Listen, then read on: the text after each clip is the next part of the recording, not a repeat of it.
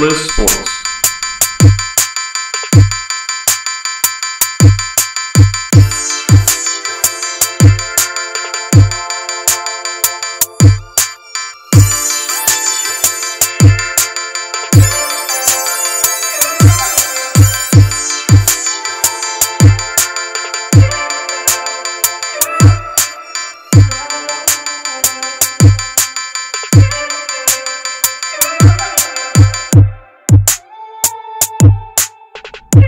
Limitless Sports with the BD team, coming up next.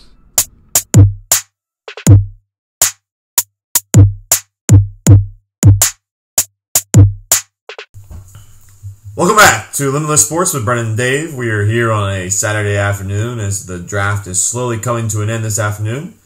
And we're going to recap a lot of things in terms of the NFL draft, some NFL trades and signings, and a little bit of college football talk that Brennan's been brewing on a little bit. We had some dialogue prior to today's broadcast. But, Brennan, not a bad draft weekend, huh? No.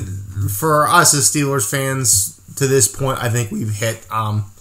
First round was a surprise. The prize quarterback fell the whole way to 20. Kind of like last year. New England was patient, waited. What was it, around 15 they picked?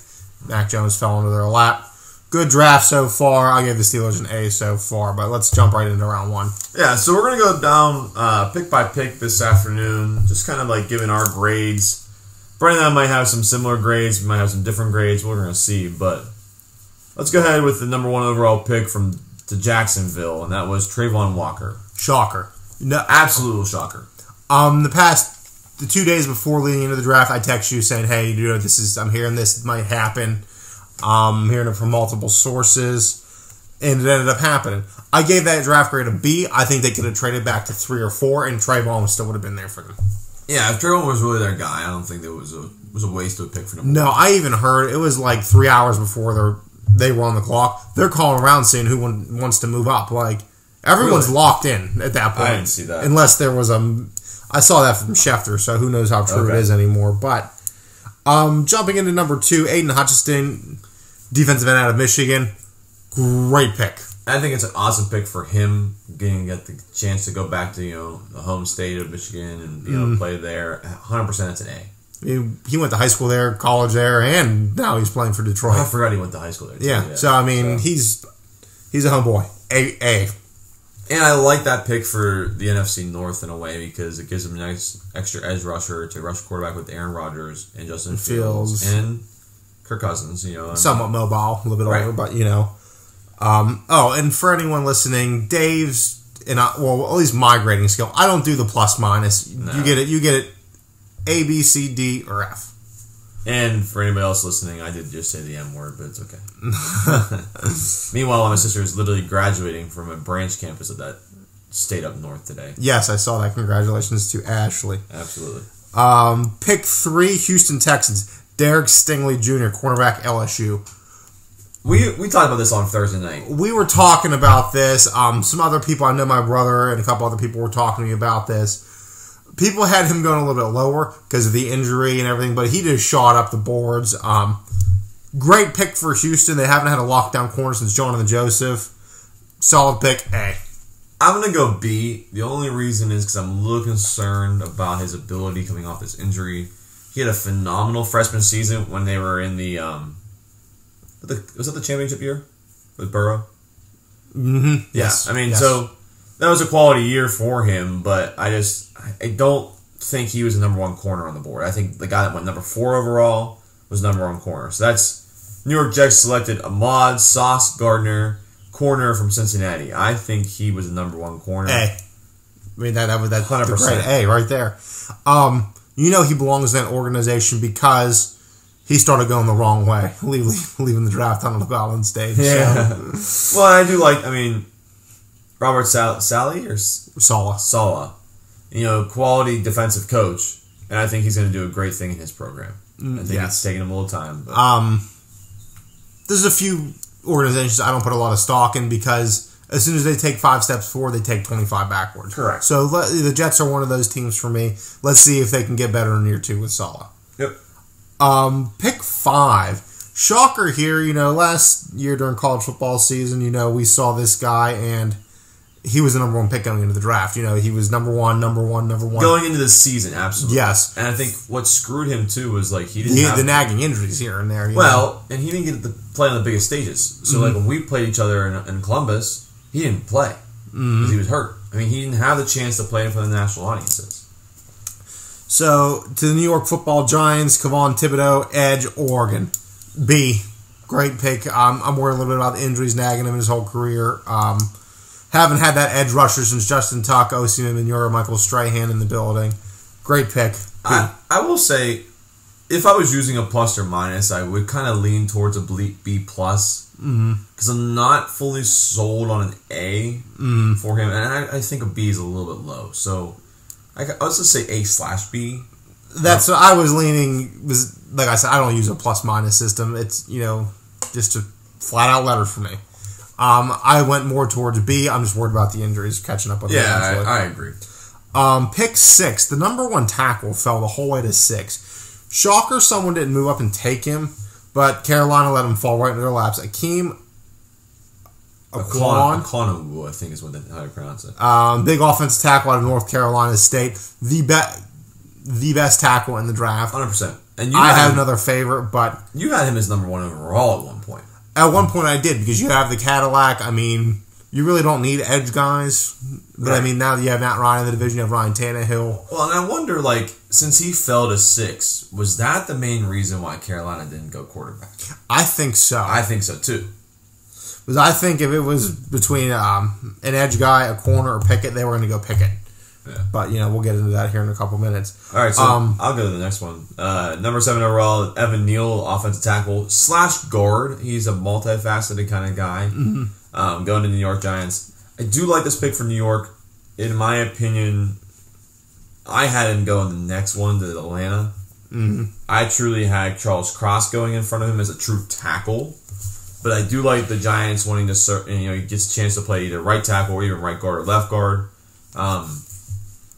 I think he's going to be the best pass defender in that offensive style. I'm really looking for him to defend the block. But I go B here just because I'm not fully sold on this pick. In a way, I think they could have done some different things with trading back and gotten some more extra picks, especially in the first round. I gave it a B as well. Here's another one. Another big tackle Nick Saban puts out there that is going to be a star for 10 to 15 years in the NFL. B, good pick. Protect any dimes for at least one more year. Absolutely. So you got number 8, the Atlanta Falcons, Drake London, receiver from USC. Jeez. I'm not going to lie. This is a B for me because I do not have him ranked as the number 1 receiver. I did, and I still gave it a B. Good route runner, big physical specimen, can go get the jump ball. Atlanta hasn't had the guy since Julio Jones. Injuries been catching up with him. He's going to basically replace old Julio in a way, young Julio. Mind you, Atlanta took a quarterback later. You have your weapons now. You have Pitts. You have London. Calvin Ridley, I'm going to say he's probably never going to play football again. Yeah. So you have your weapons. You just need to get a running back. Yeah, I mean, I think it's just for me is I didn't like him going them first as a receiver. I think the other guys were better. But all right, go ahead with number 9. Number 9, Seattle Seahawks. This was a trade from Denver. They got this pick back in the Russell Wilson deal. Offensive tackle Charles Cross, Mississippi State. A. 100%. I think this is a great thing because, one, in that position, you did not need to take a quarterback. No. And 2, I just don't think it's worth it to do anything else but shore up your offensive line. If you're going to play with Drew Lock, you have to protect him.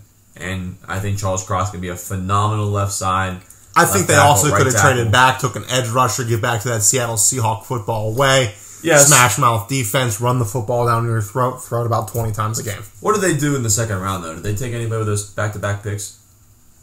I cannot remember. I watched so much draft these past couple of days. I'll pull it up. But yeah, this pick is an A for me. I thought he was the best overall tackle coming in. He has the build, the strength, the height, the weight. Ooh, they had a big steal. I like their draft board. They took an outside linebacker from Minnesota, that Bowie Maffey. Yes. That's it. They picked up a RB2 in Kenneth Walker Jr. Yes, that's it. Yes, I couldn't remember. Hold on. Kobe Bryant, who's the number 2 corner from Cincinnati in the 4th round. Man, they did a nice job.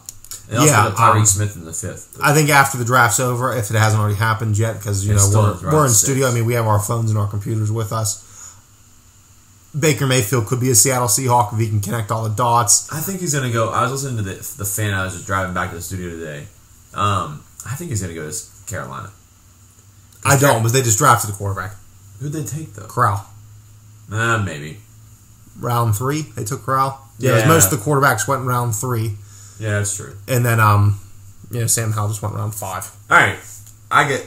No offense, I'm going to take the next 3. These are my boys. Number 10 overall, New York Jets. Garrett Wilson, receiver, The Ohio State University. A. I gave it a B. Here's why. I don't like the setup he's put himself into. Well, not himself. The Jets have put himself into. They need a receiver to play with Zach Wilson. Zach Wilson's not the best quarterback. But Garrett Wilson is going to get himself open. I think he's going to help out and mold Zach Wilson because he played with quarterbacks like Justin Fields. He played with quarterbacks like C.J. Stroud. He got some reps with... I don't think he was there with Dwayne. He was still there. But I think this pick, in my opinion, is a definite A because he's going to provide some electricity to that offense. Number 11, New Orleans Saints. Chris Olave, receiver, Ohio State. At the 11th pick, this is a B. At pick 18, this would be an A. I think they did reach him. I gave both your boys a B. I think the Jets could move back at least 2 spots and he still would have been there. Yeah, I think what happened with this is the Jets set this precedent, right? They went and got a receiver, and then everybody was like, oh shit, we better follow suit. And so that's where I have it, Garrett Wilson going to 10 as an A. Olave, in my opinion, is a B, but that's how that Yeah, works. I gave Olave a B as well. I think they could have waited on him.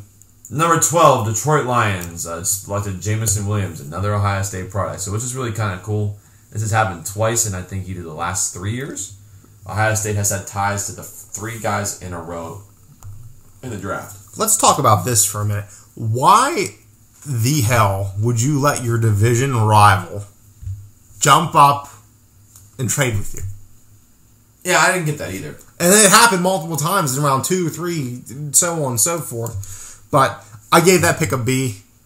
I think they could have moved up to maybe 20. Yeah. Got a receiver. But I wasn't really happy with that pick. I think Jameson Williams is a quality receiver. I just don't like it at that spot. I think he could end up being the best one from this class as long as he recovers healthy. Correct.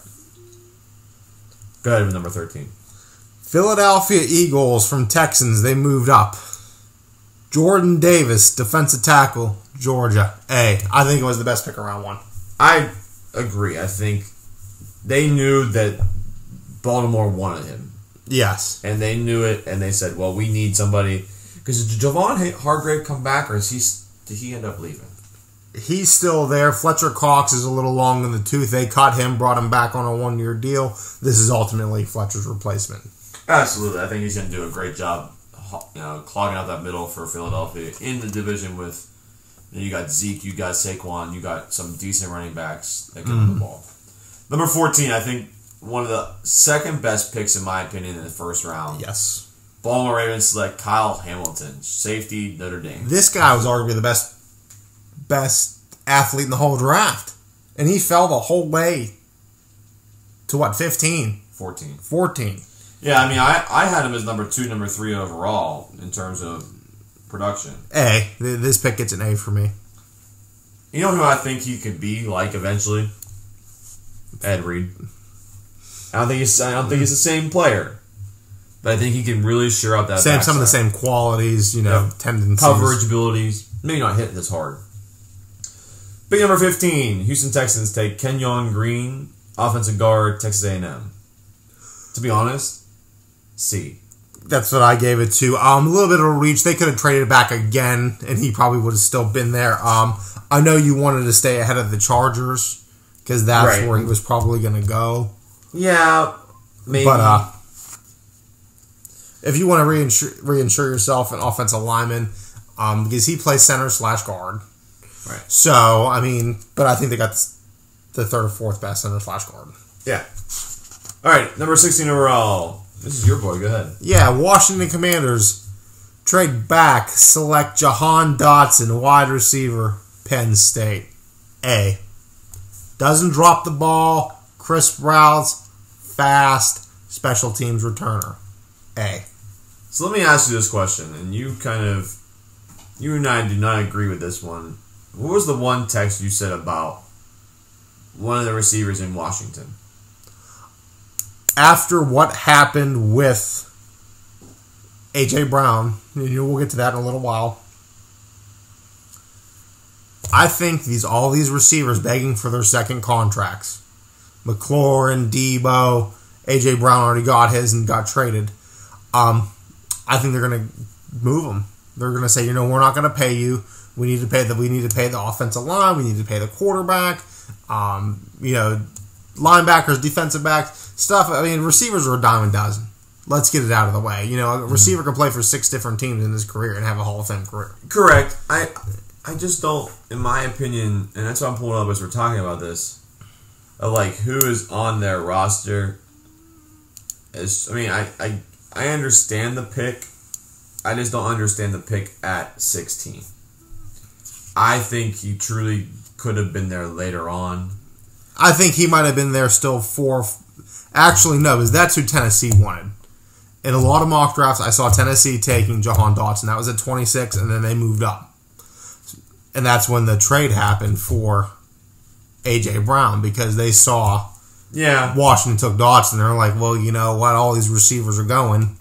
We better go up and get one, and they did. So, but I give it an A. Outstanding. Mel Kiper and Todd McShay had him as the number 1 wide receiver for 3/4 of the season. I would just say B, because I don't think he was worth a 16th pick. I think he could have gone later in the draft. Los Angeles Chargers offensive lineman Zion Johnson, Boston College. I gave it a B. I like the B pick. In my opinion, he's solid. He's not a total A pick, but I think he will help out in terms of blocking in that division where they did have trouble running the ball last year. They needed guard help last year. The pick gets a B. Good pick. Yeah.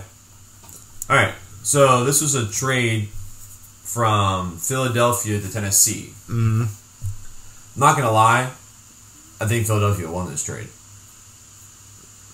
I don't. Why?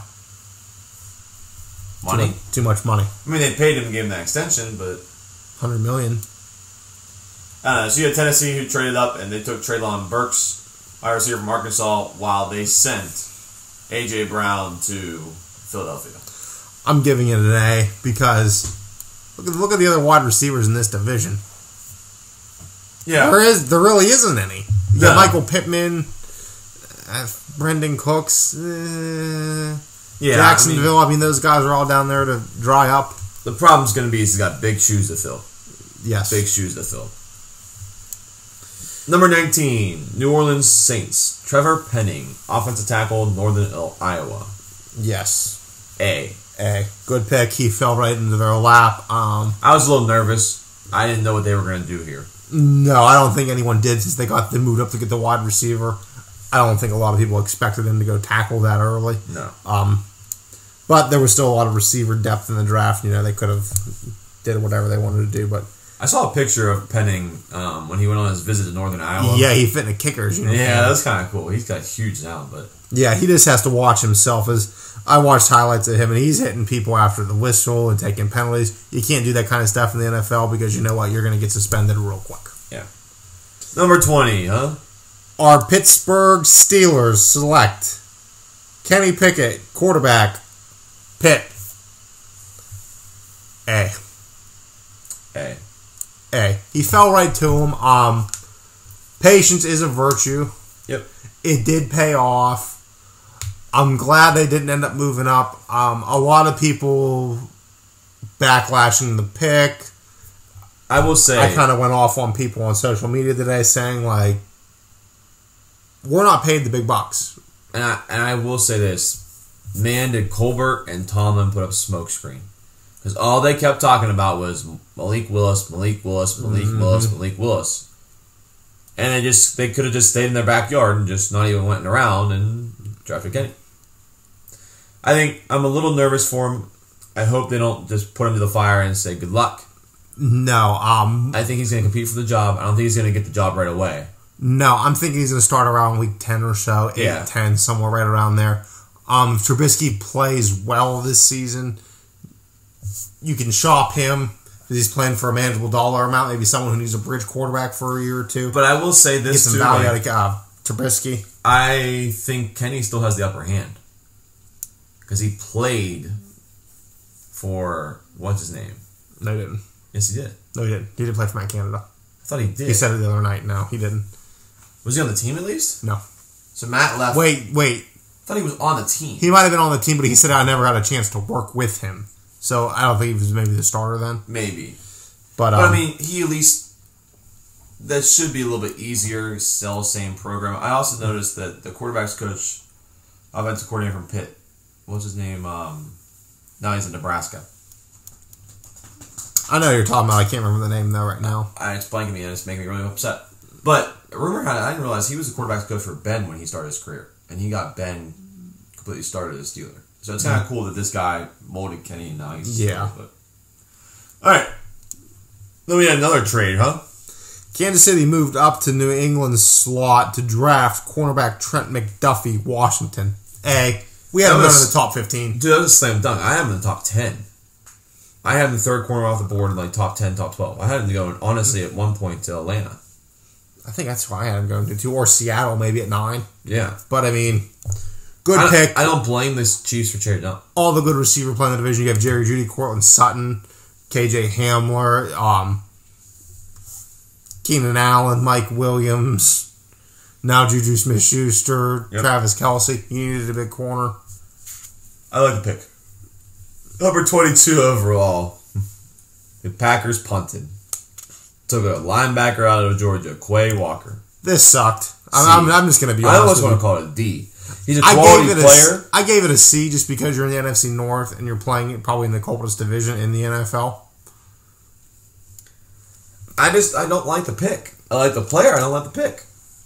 No, I don't like the pick. They didn't need it. So, like, in his defense, though, at that point, and I'll defend the Packers pick a little bit, what receiver do you draft at that point? I'll tell you exactly what receiver I would have drafted. Sky Moore? I would have traded back. Got more capital. Yeah, maybe. Because, like, I can see their frustration. There's not a big name still left. You know, Dotson's gone. The name they thought that would still be there. Traylon's gone. Yep. But they could have traded back in the first round. All right, for our 23rd pick overall, you had the Buffalo Bills selecting Kaiir Elam, corner from Florida. In my opinion, this is a waste of a pick. I think it wasn't a waste. I think they could have traded back a couple spots and got him. One corner/safety went after that. I gave it a C. We'll see if it pans out. They're replacing Levi Wallace. Let's remember that. He's a Pittsburgh Steeler now. Oh, I did forget that. Yeah, maybe. All right. Dallas Cowboys take Tyler Smith, offensive lineman from Tulsa. B. Good pick. Any lineman they've taken recently has panned out, became an all-pro, Pro Bowler, just, you know. I like the pick. I haven't given the Super Bowl yet. Go with the next one. Baltimore Ravens trade back. Well, actually, no, I lied. They traded with Arizona. Marquise Brown gets traded. They get Arizona's first-round pick. They take the best center/guard in the draft, in my opinion, Tyler Linderbaum out of Iowa. A. I really do like this pick for them. I think it was a solid pick. I think they did a great job with picking here, especially because I think they could have gotten a great option for their offensive line. I think he's a phenomenal tackle. My question for you more was like, I thought they had a center. I think they've been bouncing the guy around, but, I mean, they need offensive line play. They need to protect Lamar Jackson more. Otherwise, his career is going to end probably in about 2 years. And that's not even an exaggeration. Our lads, I don't know if you're looking at depth charts, but it does have Tyler slide right in the center. Wow. Did not realize that they needed that opening. But then we had another trade, right? Yeah, the Jets moved back into round 1. I don't know who they traded with. Where I got my list from didn't say who they traded with. But Jets moved back into round 1. Jermaine Johnson, edge, Florida State, B. Yeah. Jets get an A for round 1. 3 Absolutely. picks. Great picks. A for round 1. This is from Tennessee. So they must have had a pick the 18th, maybe. I don't know. Or did Tennessee trade back out? No, Tennessee took Burks. I wonder if they got this pick from the Eagles. Oh, maybe. Because that's where the Eagles were going to pick at. Yeah, maybe that's what it is. Yeah, I think it's a B. I think he's a quality player. I think they didn't need to try to trade up for him. But no, they wanted one of the best edge rushers in the draft. They got their guy. Yeah. 27, Jacksonville takes Devin Lloyd, inside linebacker from Utah. 100% A. 100% A. We had him going I had him going to 12 to Washington. Was that 12 or was it 11? 12. I couldn't remember. Maybe 11. A, all the way around. You know, we got to watch him in the Rose Bowl on New Year's Day. Phenomenal athlete. Yes. He is going to anchor this defense for years to come. Yeah. 28, Green Bay Packers take Devontae Wyatt, defensive tackle, Georgia. I gave it a B. Yeah, it's a very average They haven't had the pressure up the middle since B.J. Raji, and that was a long time ago. Right.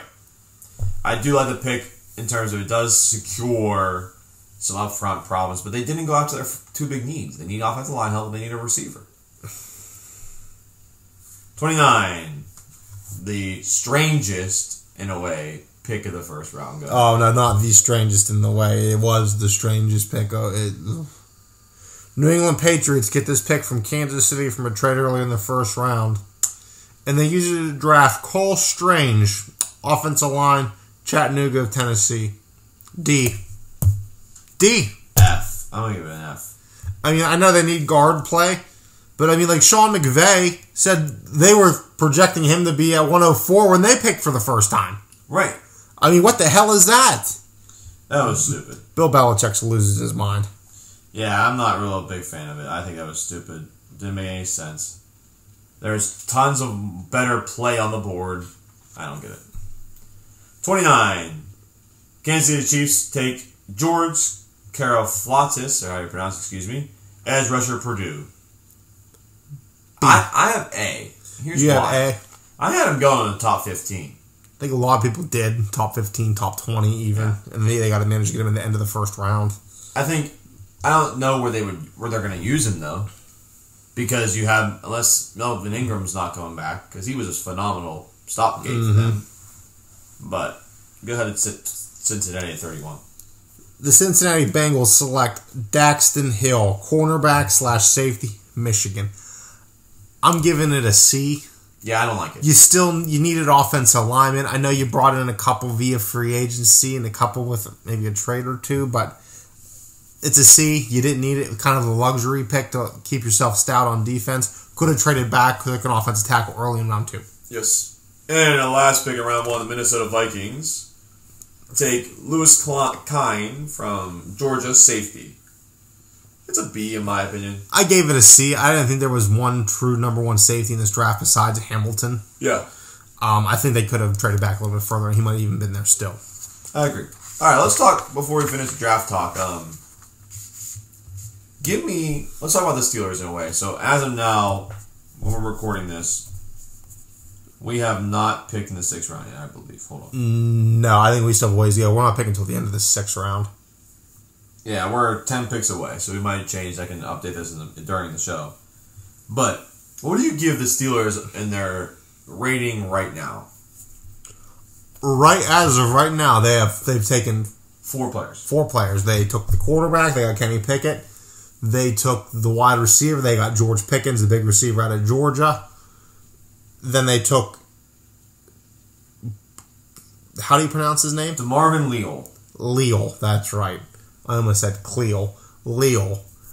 Defensive end out of A&M. Yes. And then they took another wide receiver out of Memphis, Calvin Austin III. Yep. The first 3 picks, I'm going to give it an A. Okay. With that 4th pick, it slides down, and I don't use the plus or minus. It's like an A-. It's going to be an A-. Maybe, I think it's even a B+. surprising to see them take 2 wide receivers in a row. To me, it says Deontay Johnson and or Chase Claypool are on the way out the door. I will say I like the George Pickens pick. Yes. I really do. I think if you put him... That's the writing on the wall for me that Johnson is going after this year. Done. They're going to tag him and they're going to trade him. I don't think so because they're 2 different style players. I think it more puts the bullseye on Claypool's back because they're similar style. Like, in my opinion, I always like, especially when I play Madden, but, just that's a video game, so it's fantasy land. I like 2 big body receivers on the outside that can go out and get a ball. I like small, short guys in the middle, play the slot. Now we have that. You got Pickens, you got Claypool, and you put Deontay in between. They can cause some controversy. I never liked Deontay and Juju in the same offense because they were a similar style player. Juju was never an X.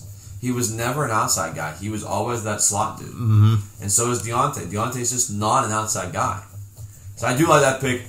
I do like the DeMarvin Leal pick. Yes. I think they're complaining that he's not big enough to play in the 3 technique. But to be honest with you, we don't play in a 3 technique much anymore. We play in a 4. So you got, Cam and Tuitt or Cam and Alu. The Leal can rotate right in there. I like this for the consideration of what's Tuitt doing. I think he can do a nice job there. But I like it for the fact, and let's look at the AFC North now, people. Joe Burrow, probably going to be a Super Bowl champion in a year or 2. Lamar Jackson, still an elite quarterback. Might get lucky and win one. Yep. And now you have Deshaun Watson. You need to be playing chess when everyone else is playing checkers. I agree. This is starting to look like the old Steelers. Defense is heavy. Maybe they win one in the next couple of years. Yeah, I really do like this pick. I think if he can bulk up a little bit, he's not going to play on the edge here, which is not what we need him to do. But I am interested to see how he does just playing for the run. And, Calvin Austin, I think he can do a nice job. I think he's going to help more in the secondary or the special teams way, doing some returning, doing some quality running. But I have another team, in my opinion, that's really won the draft. I have a couple of picks that I really, really like this so far. So, in my opinion, the Baltimore Ravens... they picked a lot so far because they had a lot of picks. I didn't realize they had this many picks today. Their top 4 picks are first-round grades, in my opinion. Kyle Hamilton, Tyler Lindenbaum, David Ojabo, if he doesn't tear his Achilles, or whatever he tore, right? It was Achilles? Yeah, if he didn't tear his Achilles, he's probably a top 15 pick. Like, a lock. Yes. Like, he's going top 15. And Travis Jones, I had him sneaking into the first round. A lot of people did. Between 27, 28, 29, 30, 31, 32, somewhere right around there. Those are some 4 solid players. And I believe if I'm right, their 4th round pick was Daniel Falili, a 6'8", 384-pound tackle from Minnesota. It's that big guy that plays offensive tackle. That's a solid pick. That could be a backup tackle for them or whatever. But only worry is he's so tall. Yeah, Jackson might smack him in the back of the head with the football. Alejandro Villanueva was the same way. What other teams you got winning this thing? I like what the New York Jets did. I do.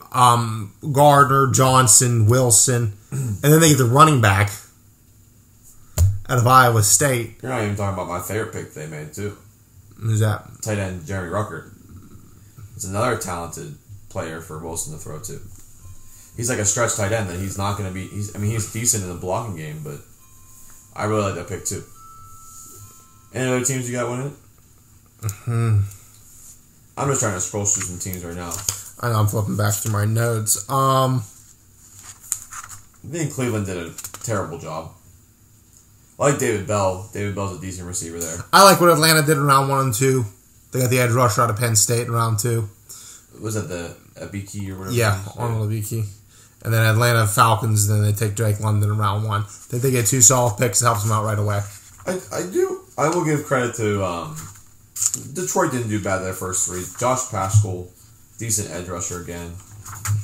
Green Bay is just a question mark in my opinion. No. Then they take that receiver for North Dakota State in round 2. Yeah. That sucks. Aaron Rodgers is kicking himself right in the ass right now for staying in Green Bay. I like Houston. Houston did a nice job. Couple nice picks. Yeah, Houston had a nice draft so far. Jacksonville, after those first 2, they did nothing. Kansas City, not bad.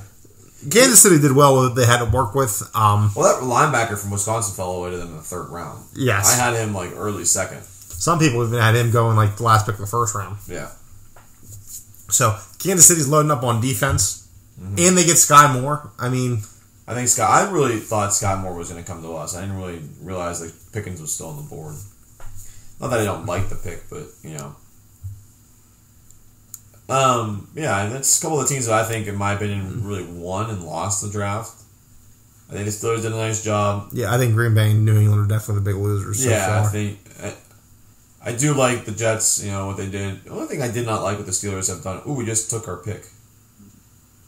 We took a tight end, Grant Calacaterra from SMU. 6'4", 241. They say he's the 16th ranked tight end. Works in pockets against his own looks and flashes as a route runner against man. Has speed to work with the seam and flashes the ability to make the final. First defenders miss after the catch.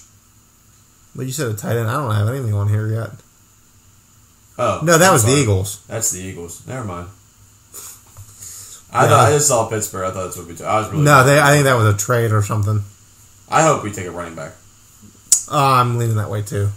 That's what I really want. We need a number 2, but there's not a lot of guys left on the board that's been gone. So, anyway, that's what our little recap of the draft today. Let's go into some extra talk and let's get this NFL talk moving because I want to get into this NCAA talk today. Yeah, definitely. Cardinals finally pick up Kyler Murray's 5th-year option, keeping him until 2023. It's about damn time. Yep. I mean, that keeps him happy. At least he'll play this year. Work that long-term deal out with him. Giants declined 5th-year option on Danny Dimes-Jones, making him a UFA at the end of 2022. Not a shocker. He was a bust. Agreed. Raiders declined 5th-year options for Colin Farrell, Jonathan Abraham, Josh Jacobs. I noticed that. That year they had all 3 first-round picks. Those were all those guys. Yeah, I didn't. And like that. People I know were like, "Oh, I love that draft they had." It sucked. I told them it sucked then. It sucks now. All those guys are going to be UFAs, and they're going to get a second contract somewhere else for a league minimum. Yep. Bucks pick up Devin White's 5th-year option. Like that. He is phenomenal. He's looking like the next Ray Lewis. He's a great linebacker for them. Going to anchor that defense for years to come. Melvin Gordon resigns with Denver, 1-year deal. Great pickup. Nice little just... Him and Javonte Williams still... They do work nice as a duo. Yes. Jags and Cam Robinson agreed to a 3-year, $54 million deal. That deal removes tag off Robinson. That's why they didn't go tackle pick 1. Yeah, I mean, Cam Robinson's a solid tackle to protect Trevor Lawrence's backside. So. Yes. Here's something I thought was interesting and extremely nice, so I thought we'd mention it today. Peyton and Ashley Manning announced DT scholarship at Georgia Tech University in honor of Thomas. That's really nice. They didn't play together that long. They played together, 4 years? Yeah, it was very short. They become short. good friends the way they did. I mean, it's not like it was him and Marvin Harrison who were together for over a decade. 4 short years, good friends. Nice thing for Peyton and Ashley Manning. Now, I want to talk about this. You text me about this Wednesday, Tuesday in the middle of work, and just started going off. I got 3 texts in a row about it. NFL talks about playing games on Black Friday, which would be as soon as this upcoming season. I don't like it. Why? Yeah, I do not like it. You know why? Because that Saturday of Thanksgiving weekend, there's 4, 5, 6 college football games on that Friday, and they're usually prime matchups. Yeah, I do not like this. I mean, that's when you're in the meat of your schedule in college football, and you're getting Michigan versus Wisconsin, Alabama and Tennessee. Teams like that are playing. No, it's not. Black Friday. That's rivalry weekend. Oh, That's yeah, you're Alabama, right. Auburn. But still. Yeah, I mean, you're getting prime matchups. I want to say normally on Black Friday, isn't it the... Isn't it Iowa and somebody? Iowa and Iowa State don't play that weekend anymore. You know what I'm talking about. But it's rivalry weekend. Teams are usually playing for trophies. The games on that weekend, the Iron Bowl. I'm looking right now to see. So, yeah, this year, I mean, you got Arizona State, Florida State on Friday this year. Wow. They put more on it. UCLA, California, Oregon State, Nebraska, Iowa. That's the one I was thinking. NC State, North Carolina. So, I mean, there's some quality games on this day that I don't like. Yeah. So, I mean, it's about greed. It's about money. That's whatever. That's what I told you. Terrible. Awful. Yep. 2 trades that happened to end the NFL draft. During the draft, Ravens trade wide receiver Marquise Brown, draft met the Cardinals for round 1 pick. I hate this. DeAndre Hopkins. Yep. AJ Green. Yep. Rondell Moore. Marquise Brown. There's no room for him. Why? What a waste. I mean, AJ Green's kind of getting out of his career, but still. I mean, he's still a solid number 3 for them. Yeah. And then Eagles trade for A.J. Brown from Tennessee on draft night. Gives wide receiver massive extension, $57 million guaranteed, excuse me. So there's the wide receiver that's going to be running open right down the field, and Jalen Hurts is not going to see him. Yeah. I see what you mean there. But. Yeah. I'll let you read this, and then I'll go into what I want to say. So this past week, Paul Feinbaum does the Paul Feinbaum show. And says, and I'll let Dave read it here. Yeah, so Paul Feinbaum on his show says, college football as we know it is on its last breath. Goes on to say that he doesn't think this is a sustainable model anymore that will last a couple of years. It's impossible to predict the breakup of an organization like this because it moves slowly. Feinbaum then said, but it's going to come apart. The NCAA is on its last breath. I think college football as we know it is on its last breath, and it's happening at a supersonic speed that I could never have predicted. I will say, and then Brennan and I have talked about this a little bit, I think it's a twofold problem. I think this whole alignment thing is an issue, and I think the NLI thing is an issue. We're going to go into the NLI thing first.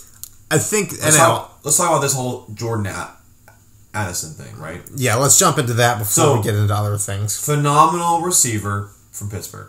He was probably going to be, if not the best, one of the top 4 best receivers in the country this year. I'll give him definitely. He's not number 1 because Jackson Smith and Jigba is number 1. Yeah, I'm going to say just in the top 4 or 5, somewhere right around 100%. There. And I just don't understand why they have to be. This whole NLI thing's becoming a whole tampering and poaching period.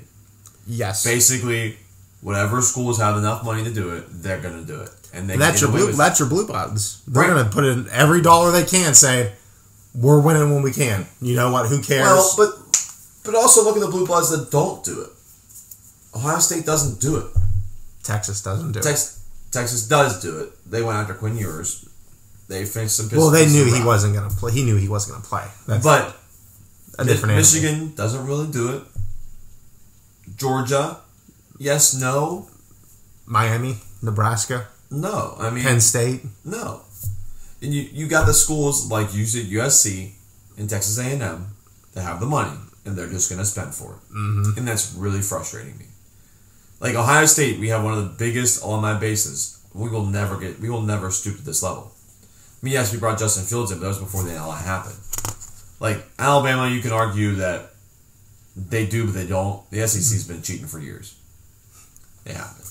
You know, Elias Ricks, quarterback or corner from LSU, goes to Alabama. Like that's kind of crappy.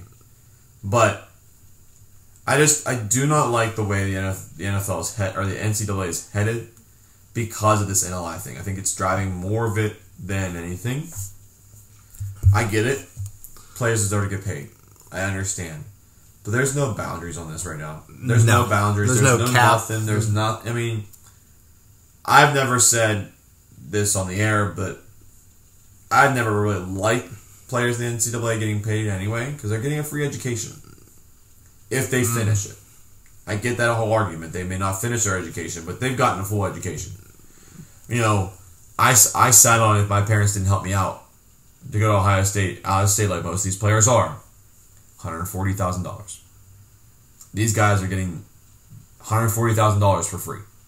And sometimes 5 years. So realistically, almost $200,000 for free. I don't know. It just fires me up. There is certain things I think players should be allowed to do. I think if I'm an all-star college quarterback and someone calls me and says, hey, can you do an autograph signing at my store? That's one thing. That's your personal name.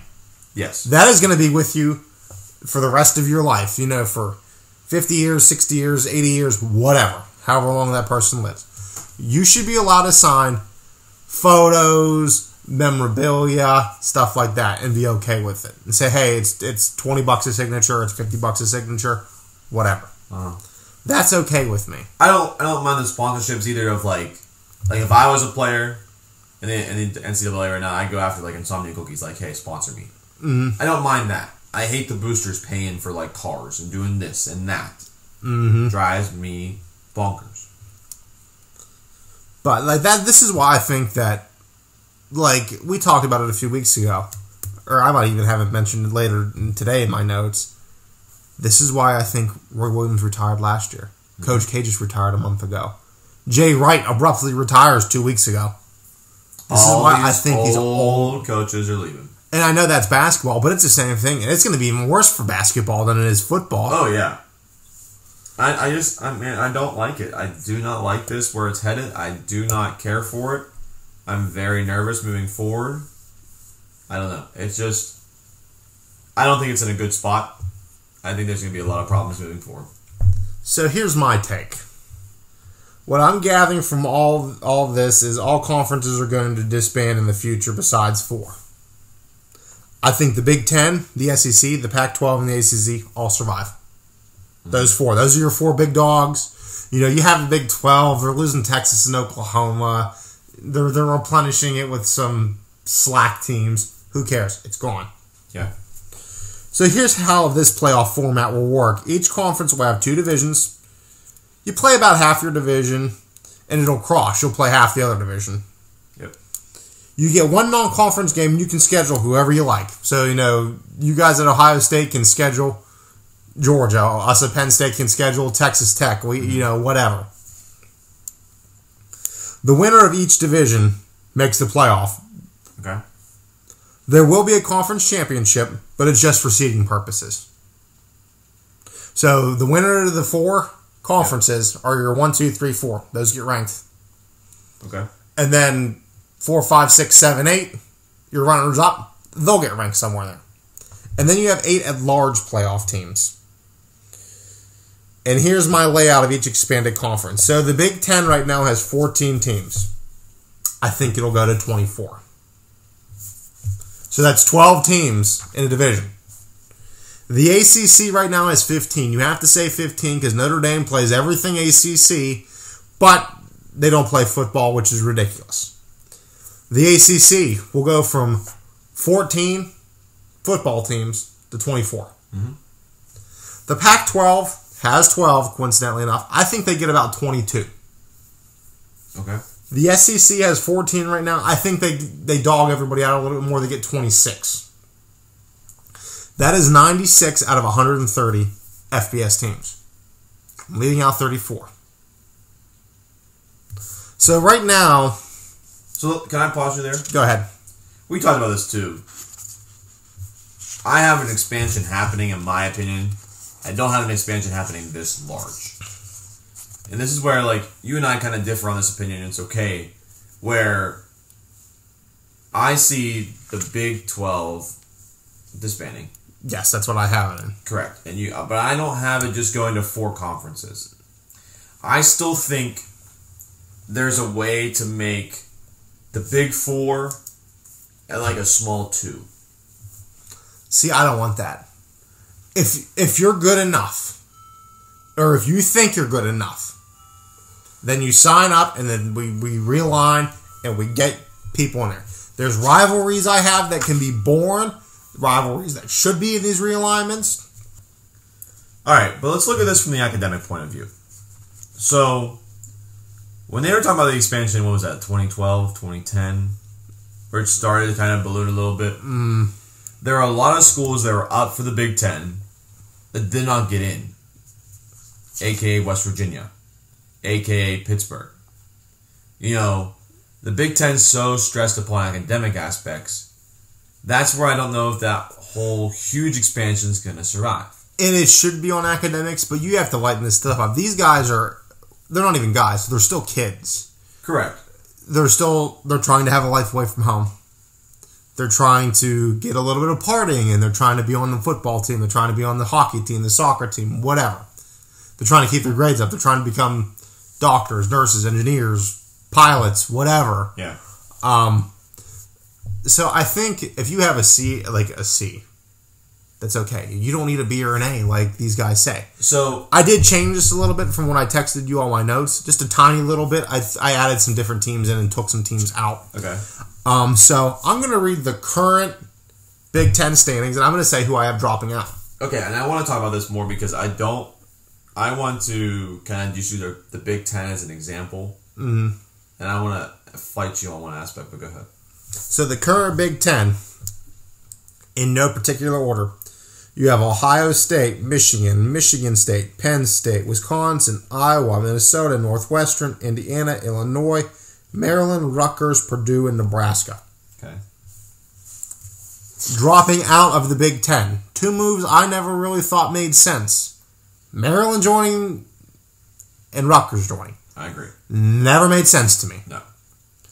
Because the Big Ten was always a Midwestern conference. Yes. And all these teams I'm going to read back to you, who I have joining. I have my joined ones highlighted. Right.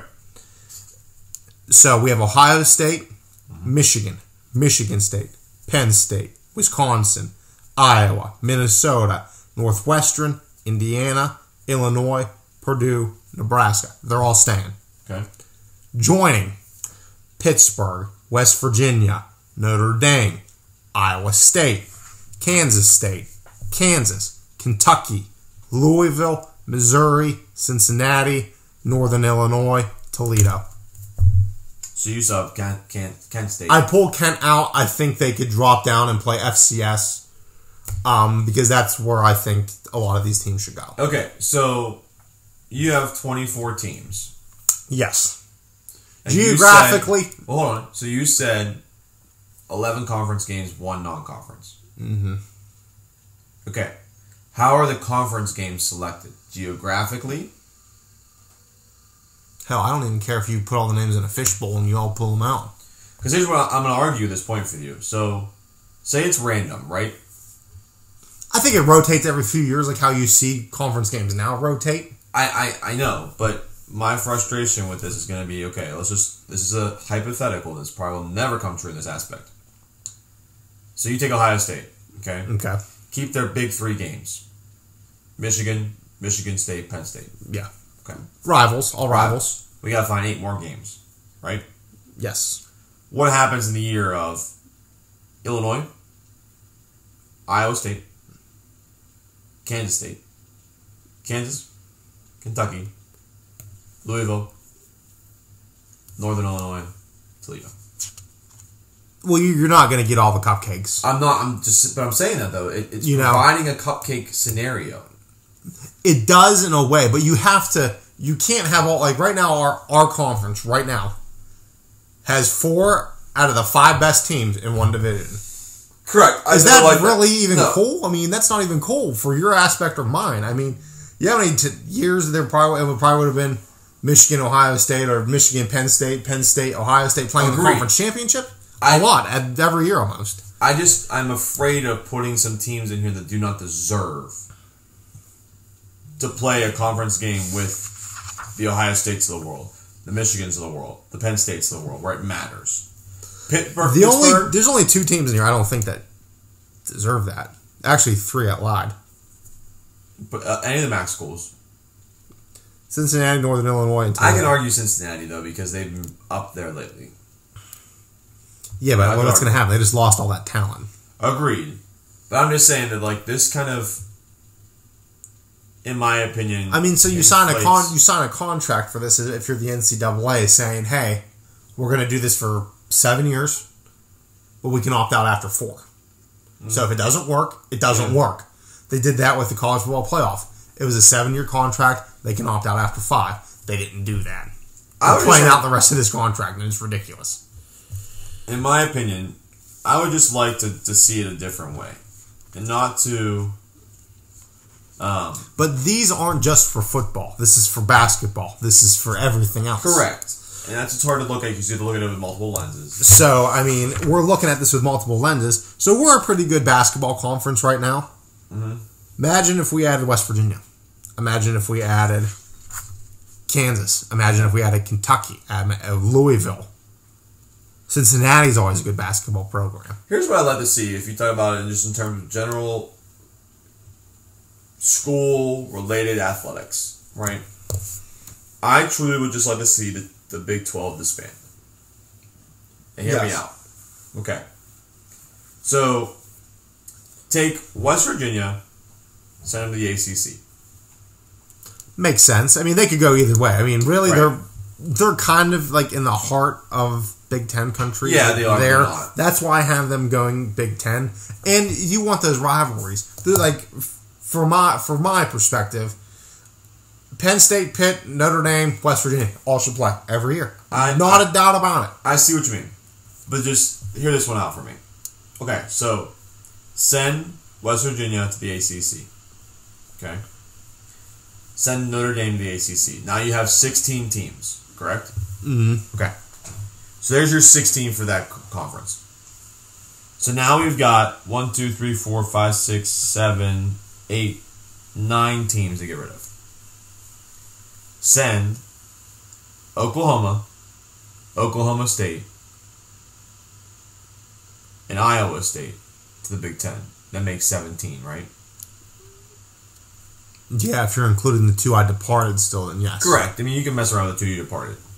Send the Texas schools, all 4 of them, to the SEC. And send Kansas out west. Or you can even drop Kansas down. Here's what I'm going to argue. The SEC is so picky. They're not going to want unless they get Texas and Oklahoma. That's what I'm saying. Remember, they're not going to want everybody else. They'll take Texas, Oklahoma, and Oklahoma State, no problem. Yeah, but like they have to have those to get all, you know, the Baylors, the TCUs. They're going to have to do that. But I think they bite the bullet, saying, "Hey, like, you know, like these programs are okay. Like we can beat on them." Right. You know, if you're the Alabamas, the Georgias, the Auburns, the Floridas, you know, we can beat on these guys, and it still looks good because it's SEC football or basketball or whatever. But let's run through my SEC real quick. So right now, the SEC contains Alabama, LSU, Georgia, Auburn, Florida, A&M, Arkansas, South Carolina, Ole Miss, Mississippi State, Tennessee, Kentucky, Vanderbilt, Missouri. I had Kentucky going Big 24. Yeah. I had Missouri going Big 24. Okay. Geographically, makes sense. Yeah. Not too far. I have Vanderbilt leaving. We'll get into where they're going in a minute. Here's my expansion. So they have 26 teams. I had to bring you a live tweet, though, while you're pausing this. Go ahead. Steelers pick just came in. Family reunion. Who do you think we took? I have no idea. Connor Hayward. No kidding. Yeah, they got Connor Hayward, fullback / tight end at Michigan State. I like that pick. It's okay. I wouldn't have went that way. They still need to go corner. They needed a corner. Yeah, but you're not going to get any quality out of the 6th round anyway. Just have some moments, you know. Cam just tweeted, "Guess I got a roommate." Go ahead, sorry. So we're in the expansion from the SEC to 14 to 26 teams. Mm-hmm. So here is who's staying: Alabama, LSU, Georgia, Auburn, Florida, A&M, Arkansas, South Carolina, Ole Miss, Mississippi State, Tennessee. They're all staying. Okay. All geographically makes sense. Mm-hmm. Here come the newcomers. So Texas and Oklahoma, they're newcomers. They're not going there till 2025. We still have 3 years left with them in Big 12 football. Oklahoma State joins the crowd. Baylor comes into play. I have SMU joining. Texas makes sense. Good program. Death penalty a while back. TCU joins. Texas Tech joins. I have UTEP joining. Always quality team. Mm-hmm. Georgia Tech, I have them coming over from the ACC. Bring back that Georgia Tech rivalry. I have Houston joining. I have Memphis joining. There's a new rivalry that should happen every year. Memphis, Tennessee. I have Tulsa joining out of Oklahoma. They give Big Ten teams fits. They had Ohio State on the ropes for 3 quarters. I have Tulane joining. That makes sense from out of LSU, out of Louisiana. I have University of Texas, Texas San Antonio joining, and I have Southern Miss where Brett Favre joined. It all makes sense. It's geographic. It's right there. Yeah. I mean, travel-wise, that makes sense. I see what you mean. You understand? I mean, I don't like the whole. How it's massive. It's massive. Yeah, that's the only concern I have with this. I have Vanderbilt leaving the SEC and joining the ACC. I like that. It makes sense. It's in North Carolina. Yeah, I don't mind that. Right? Vanderbilt, North Carolina? Tennessee. Whatever. It's all the same when it gets down that far. So the ACC, I have going from 14 to 24. I think of all the conferences, though. Excuse me, as I go on. I think that's the one that's gotten watered down the most in this process. Well, here it comes. It's gonna get built back up. And the ACC, let's get it out of the way. It's a basketball conference. They have Clemson. They have North Carolina State. Everybody else. Yeah. Florida State when they get back on track. VT when they get back on track. Florida's in the SEC. What am I thinking? Yeah. So here's the current: Clemson, North Carolina State, Pittsburgh, Duke, Wake Forest, Georgia Tech, Florida State, Virginia Tech, Virginia, Boston College, Miami, Louisville, Syracuse. Mind you, a lot of those are coast teams. They're teams on the coast, which is it's supposed to be the Atlantic Coast Conference. Mm-hmm. So here's my expansion. I have Clemson staying, North Carolina staying, North Carolina State staying, Duke, Wake Forest, Florida State, Virginia Tech, Virginia, Boston College, Miami, Syracuse. Joining. Now, mind you, a lot of these moves are strictly for basketball. This is a basketball conference. Okay. No matter who you added in football, it wasn't going to change the landscape. Yeah. You'd have to move Georgia, Alabama, South Carolina, teams like that in. Right. I have UConn joining. Okay. I have East Carolina joining. Makes sense. They were good for a long time. Kind of fell off a little bit. Coastal Carolina. They've been good for what, the past 4 years, 5 years? Mm-hmm. UCF. The national champions of 2017, if you ask them. Yeah. USF. Big East days. I have Villanova joining. Okay. I have Maryland coming back. Maryland was a powerhouse basketball school. They were. In the ACC. I have Rutgers coming into the ACC. That's a coastal school. Vanderbilt, Temple, Old Dominion, Appalachian State, and Louisiana Tech. All make sense. Yeah. Louisiana Tech was a little bit of a stretch, but you really had no one else to put in there. Mm-hmm. But they're good enough in football to be there. So, and I have Pittsburgh departing for the Big 24, Georgia Tech to the SEC, Louisville to the Big 24. Yeah. I mean, that makes it, for basketball, that makes perfect sense to you, doesn't it? Right. Just hearing it, I mean, bringing in Nova, Maryland, I mean, Appalachian State for football. I mean, that's not a slouch team. No. Here's the conference that makes, I'm going to say, the most sense. It needs to expand. Otherwise, they're going to get forgotten because I think they pretty much already are. The Pac-12 I have going to the Pac-22. Okay. This is the easiest conference to realign and add more to because there's so many teams out that way. Geographically, yes. So, your current Pac-12 is Arizona, Arizona State, Washington, Washington State, Cal, UCLA, USC, Stanford, Utah, Oregon, Oregon State, Colorado. And now here's the expansion. So you have Arizona, Arizona State, Washington, Washington State, Cal, UCLA, USC, Stanford, Utah, Oregon, Oregon State, Colorado. Okay. Here's the expansion. Makes the most sense. Me and you've been saying it for years. Boise State. Yes. Instant lock. Uh-huh. San Diego State. Powerhouse back in the day. Marshall Faulk with the college there. Right. Nevada. They were good for a long time. They're still good. They're getting back on track. Utah State. That program's getting turned around. Hawaii. No one else wants to play them. That makes the most sense. Fresno State. Come on now. Right. Colorado State. UNLV. BYU, and Wyoming. Yeah. I mean, does geographically, that makes sense. It's basically taking the Mountain West Conference and just developing them in. The Mountain West, a couple other odds here's and there. BYU's supposed to go to the Big 12. I have them coming. I have no one departing the Pac-12. I think all those teams there geographically make sense. There's nowhere to put them unless they have a good down like a Stanford, but like... Yes, out of 130 teams, I have only 96 in FBS. The smaller schools I left out, go play FCS where you belong. Get better. Maybe in a few years they can realign again. Bring someone in, drop people down. This needs to be like a major league, minor league kind of system. Have people come in and out that deserve to be there. All right, so you said 96 teams, 16 in the playoff? Yes. So that leaves 80. How many bowl games are you envisioning? I'm thinking 10. Maybe 12. I could push to 15. I'm thinking 10, 12. I don't want... Who wants to watch on New Year's Eve and New Year's Day a 7-5 team playing an 8-4 team? Yuck. Well, but this way it might be a little better 7-5 teams and 8-4 teams. Yes, and then it might be better. It might be a good 9-3 team playing a good 7-5 team. I mean, we don't know.